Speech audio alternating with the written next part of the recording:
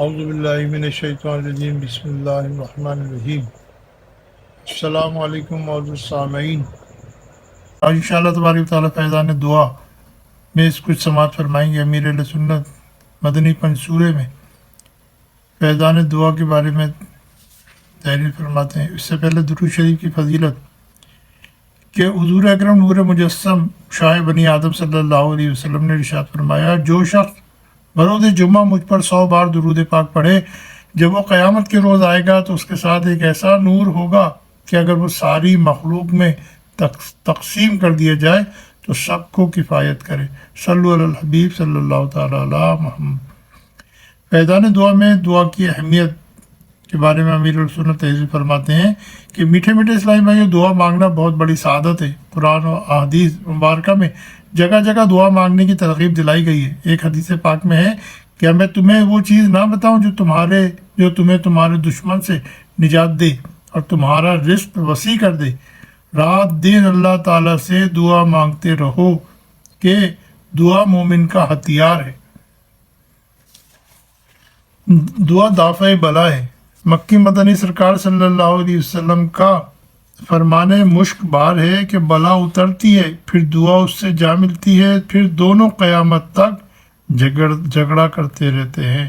عبادت میں دعا کا مقام۔ حضرت سیدنا ابو ذر غفاری رضی اللہ تعالیٰ عنہ ارشاد فرماتے ہیں، عبادات میں دعا کی وہی حیثیت ہے جو کھانے میں نمک کی۔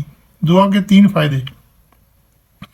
اللہ عز و جل کے محبوب دانہ غیوب صلی اللہ علیہ وسلم فرماتے ہیں کہ جو مسلمان ایسی دعا کرے جس میں گناہ اور قطع رحمی کی کوئی بات شامل نہ ہو تو اللہ تعالیٰ اسے 3 چیزوں میں سے کوئی ایک ضرور عطا فرماتا ہے۔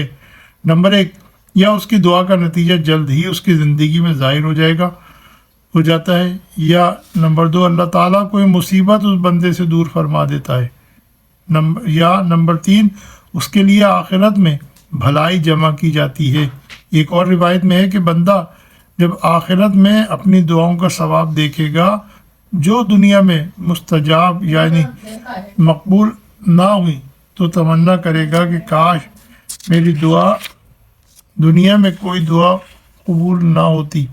میٹھے میٹھے اسلامی میں دیکھا آپ نے، دعا رائے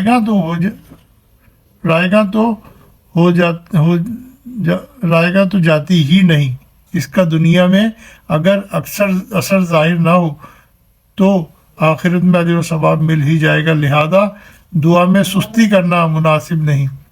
یہ عفو کے 5 حروف کی نسبت سے 5 مدنی پھول۔ نمبر 1، پہلا فائدہ یہ ہے کہ اللہ عز و جل کے حکم کی پیروی ہوتی ہے، اس کا حکم ہے کہ مجھ سے دعا مانگا کرو، جیسے کہ قرآن پاک میں ارشاد ہے کہ ادعونی استجب لکم، ترجمہ کنز ایمان، مجھ سے دعا کرو میں قبول کروں گا۔ نمبر 2، دعا مانگنا سنت ہے کہ ہمارے پیارے پیارے آقا مکی مدنی مصطفیٰ صلی اللہ علیہ وسلم اکثر اوقات دعا مانگتے، لہذا دعا مانگنے میں اتباع سنت کا بھی شرف حاصل ہوگا۔ نمبر 3، دعا مانگنے میں اطاعت رسول صلی اللہ علیہ وسلم بھی ہے کہ آپ صلی اللہ علیہ وسلم دعا کی اپنے غلاموں کو تاکید فرماتے رہے۔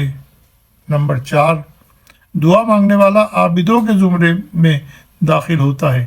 دعا ہدایت، دعا بذات خود ایک عبادت بلکہ عبادت کا بھی مغز ہے، جیسے کہ ہمارے پیارے آقا صلی اللہ علیہ وسلم کے فرمان عالی شان ہے کہ دعا و مخل عبادہ، ترجمہ دعا عبادت کا مغز ہے۔ نمبر 5، دعا مانگنے سے یا تو اس کا گناہ معاف کیا جاتا ہے یا دنیا ہی میں اس کے مسائل حل ہو جاتے ہیں، یا پھر وہ دعا اس کے لیے آخرت میں ذخیرہ بن جاتی ہے۔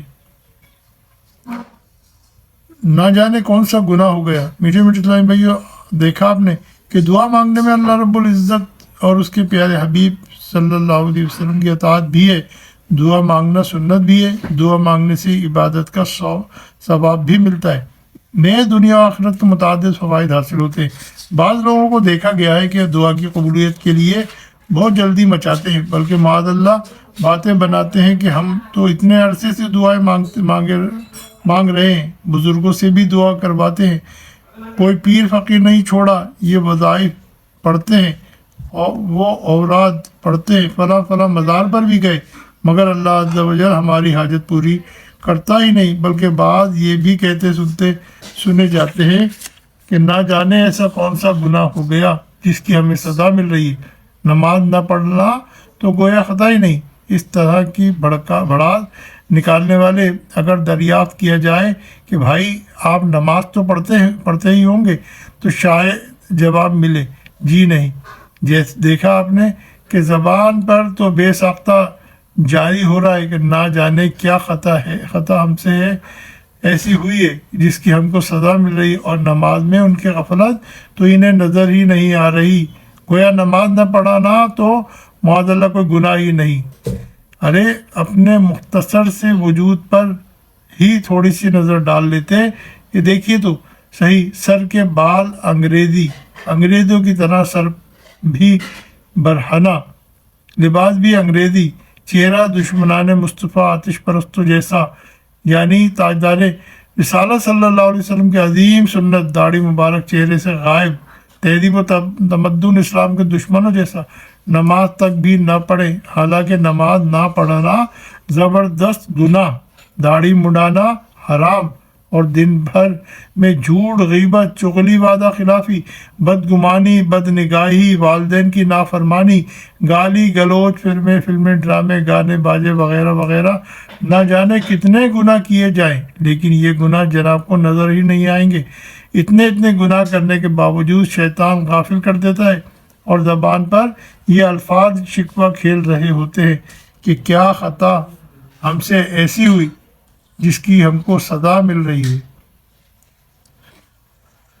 ذرا سوچیے تو صحیح، اگر آپ کا کوئی جگری دوست آپ کو کئی بار کچھ کام بتائے مگر آپ اس کا کام نہ کریں، تو کبھی آپ کو اپنے اسی دوست سے کام پڑ جائے تو ظاہر ہے کہ آپ پہلے ہی سہمے رہیں گے کہ میں نے تو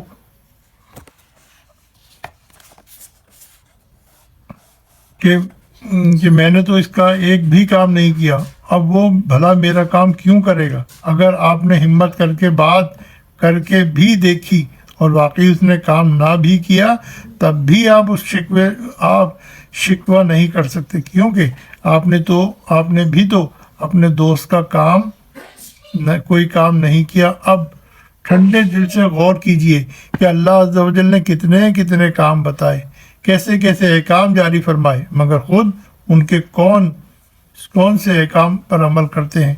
غور کرنے پر معلوم ہوگا کہ اس کے کئی احکام کی بجاوری میں نہایتی کوتا واقع ہوئے۔ امید ہے بات سمجھ میں آ گئی ہوگی کہ خود تو اپنے پروردگار عز و جل کے حکموں پر عمل نہ کریں، اور وہ اگر کسی بات یعنی دعا کا اثر نہ فرمائے تو شکایت لے کر بیٹھ جاتے۔ دیکھیے نا، آپ اگر اپنے کسی جگری دوست سے کوئی بات بار بار ٹالتے رہیں تو ہو سکتا ہے وہ آپ سے دوستی ہی ختم کر دے، لیکن اللہ عز و جل بندوں پر کس قدر مہربان ہے کہ لاکھ اس کے فرمان کی خلاف ورزی کر رہے ہیں، پھر بھی وہ اپنے بندوں کی فہرست سے خارج نہیں کرتا، وہ لطف و کرم فرماتا ہی رہتا ہے۔ ذرا غور تو فرمائیے کہ جو بندہ احسان فراموشی کا مظاہرہ کر رہا ہو، اگر وہ بھی بطور سزا اپنے احسانات ان سے روک لے تو ان کا کیا بنے گا۔ یقیناً اس کی عنایت کے بغیر ایک قدم بھی نہیں اٹھا سکتا۔ ارے وہ اپنی عظیم الشان نعمت ہوا کو جو بالکل مفت عطا فرما رکھی ہے، اگر چند لمحوں کے لیے روک لے تو ابھی لاشوں کے انبار رکھ جائے۔ پیارے اسلامی بھائیوں، جو درس دیا ہے اس کو غور سے سنیے گا، یار سماعت فرمائیے گا، توجہ دیجیے گا کہ ہماری کتنی بڑی نادانی ہے، اور پھر بھی ہم اللہ عز و جل سے شکوہ کرتے ہیں۔ اللہ تعالیٰ سے دعا ہے کہ ہم نے جو کچھ بھی سنا اس کو یاد رکھ کر عمل کرنے کی توفیق عطا فرمائے۔ وما علینا الا البلاغ المبین۔ السلام علیکم ورحمۃ اللہ وبرکاتہ۔